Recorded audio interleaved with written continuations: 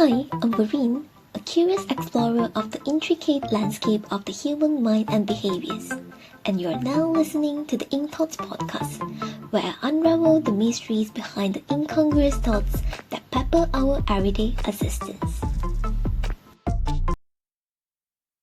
Hello everyone, welcome back to another episode of the Ink Thoughts podcast. Hope everyone has been doing well. So, today we're talking about self-reliance. I believe for many of us, we see self-reliance as a badge of honor, as in it's the ability to take care of yourself, make your own decisions, and stand strong even in difficult times. But here's the thing, self-reliance is often misunderstood. I mean, right? So, we tend to think that it means handling everything alone, that asking for help is a weakness, or that relying on others somehow makes us less capable. But is that the truth? That's probably a myth. As in, true self-reliance isn't about isolation.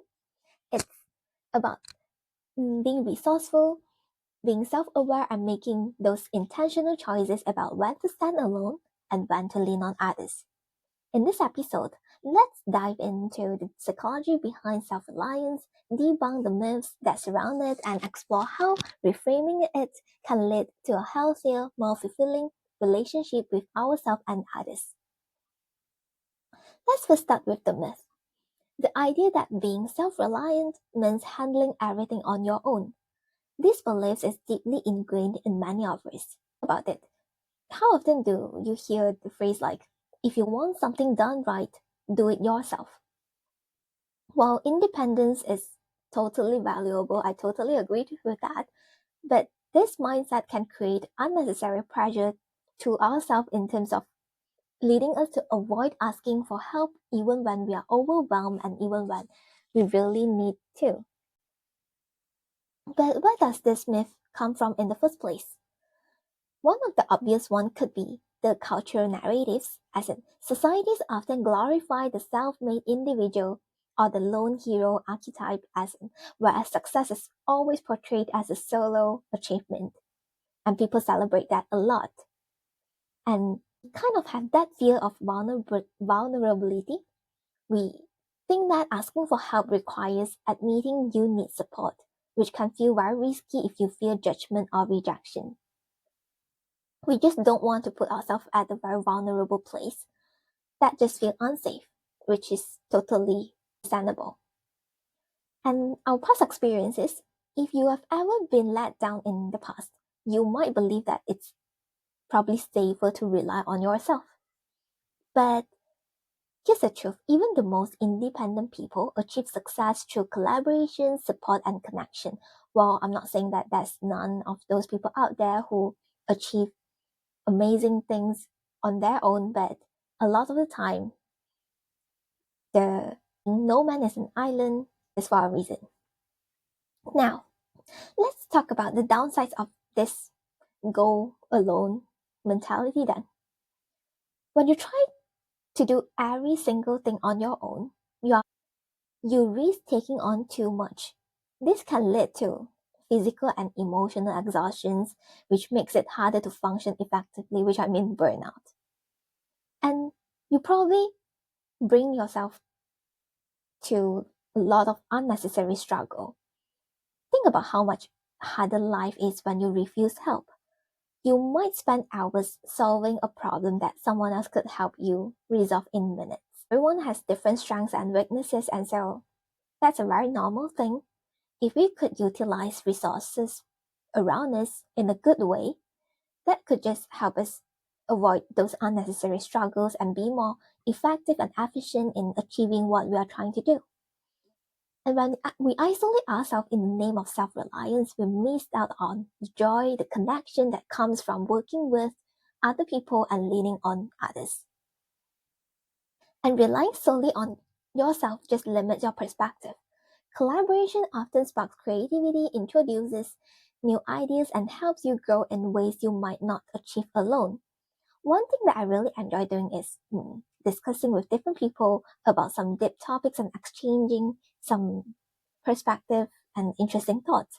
Most of the time, you would find yourself getting interesting perspectives and views out of the conversation. And that itself makes us grow because you could then cultivate these ideas into the work that you're doing or even your personal life. And even if you don't actively do something or try to cultivate those ideas or thoughts that you just received from someone, these thoughts sharing would be affecting how you see the world without you even realizing it. And surprisingly, most of the time, it is a positive outcome. Of course, you have to filter who you are talking to and what kind of things and what kind of topics that you are discussing about. That's the first step before you think further into getting some valuable insights out of the conversation. Now, try imagine a college student who refuses to ask for tutoring because they believe that they should figure everything out on their own. Instead of excelling, they struggle unnecessarily and miss out on the opportunity to learn more effectively with guidance. Does it make sense to you? Alright, so now, how do we move away from this so called outdated view of self reliance and reframe it into a healthier, a more balanced way then? Here's the mindset shift. Self reliance doesn't mean doing every single thing alone. It means trusting yourself to navigate life challenges, whether that's solving a problem on your own or making wise decisions to seek support when needed. Recognize help as a strength. Seeking help isn't a sign of weakness, it's a sign of resourcefulness. It shows you're confident enough to acknowledge what you need and take action to get it.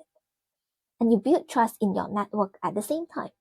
Part of self-reliance is trusting your judgment about whom you to rely on. Surround yourself with people you can count on. And don't hesitate to tap into those relationships. And of course, a lot of the time, you probably are the one that's providing help to others as well. So it's a win-win situation at the time and in most situations. And next, celebrate interdependence. Healthy self-reliance includes collaboration. Think of it as contributing your strengths while benefiting from others' expertise.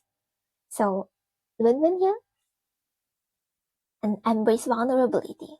Like I said earlier, it might be very scary that we need to admit to ourselves that, things are not working well, and I have to admit that I'm not good at this, and that just sounds so vulnerable, that just feels so vulnerable. But it is okay to admit that you don't have all the answers. Vulnerability fosters deeper connections and often brings surprising solutions to light. Think of a business leader. They're self-reliant in their ability to make decisions, but they also rely on others. They also rely on their team to provide ideas, execute strategies, and achieve shared goals. This combination of dependence, collaboration is what drives success. How I see this whole self-reliance and being independent thing is that we could always draw the underlying foundation back to being self-confident. As in, you're confident enough to handle things on your own in the first place and then be okay with asking for help when you need to. Now that we've tried, now that we've redefined self-reliance, let's talk about how to put it into practice. Like on your patterns, ask yourself, do I avoid asking for help out of fear, pride, or habit? All this make a difference. So you have to understand is the underlying thinking patterns that you have. Or do I rely too heavily on others for things that I could handle myself?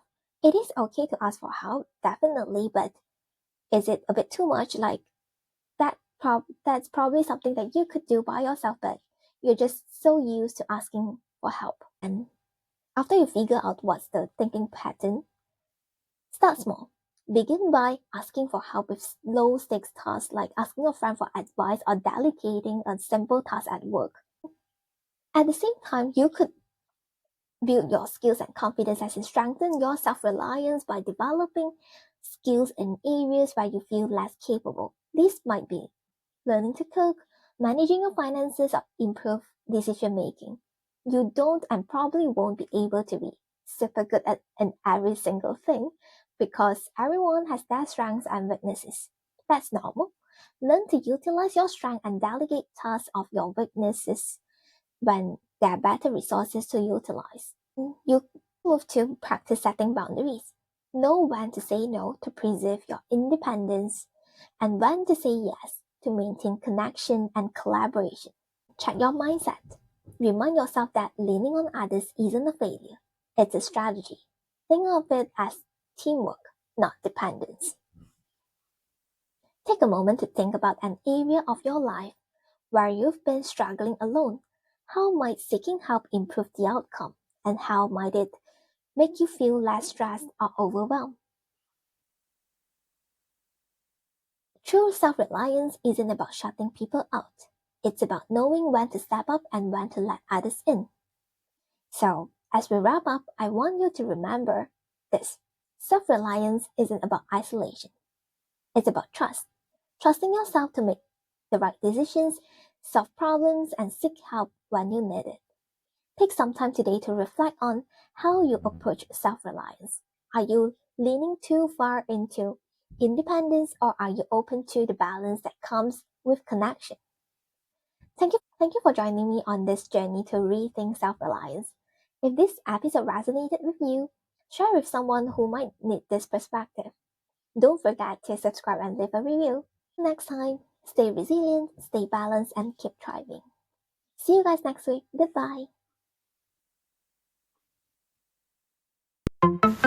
Thank you for listening to this episode of the podcast. If you enjoyed it, do like and share it with your friends and family and drop me a comment on YouTube. If you're on Apple Podcasts, please leave me a review. If you're on Spotify, please rate my show.